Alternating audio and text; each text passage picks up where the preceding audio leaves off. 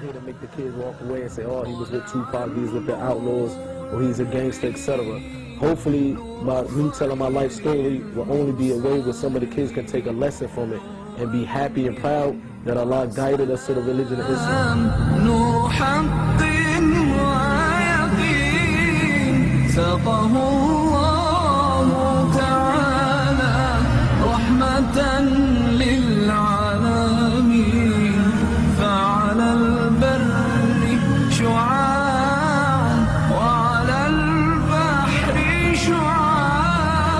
At the age of 3, I witnessed both of my parents get murdered in front of me. I also got shot in the foot during the killing of my mother and father.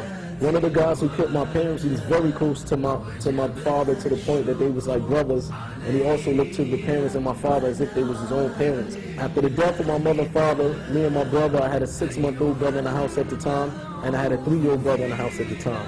To the point that we didn't even, after the killing of my parents, me and my brothers, we was in the house for 24 hours overnight with the dead bodies, and luckily one of my relatives found us and they took us to our grandparents, etc.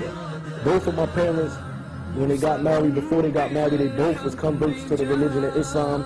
So when they had me and my brothers, alhamdulillah, we was born as Muslims, and we had Muslim parents like most of you guys in here.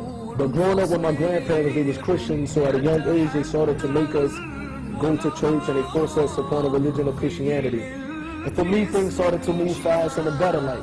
I was making a lot of money to the point that I had 3 brand new houses. I had brand new cars. And I was making a lot of money to the point that I would wake up and travel anywhere around the world, just spending whatever I want I was able to get. And if I asked you something, that if you basically had 3 brand new houses, brand new cars, 2009 Lexus, you would be happy. There'd be no reason for you to be upset, right? Or no reason for you to be down or depressed or whatever.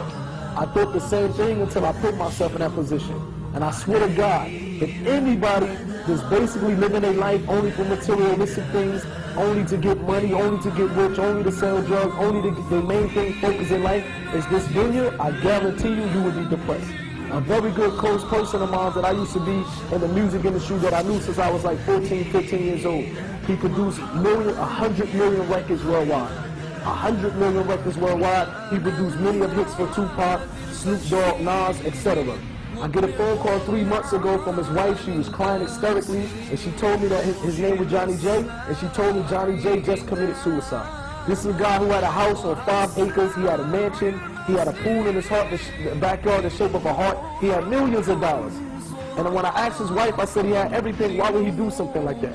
I said, I don't think he killed himself. Maybe somebody killed him. She said, no, he killed his own self. Even though he had the money and the houses and the cars, a wife and a kid, she said, but he wasn't happy in the inside.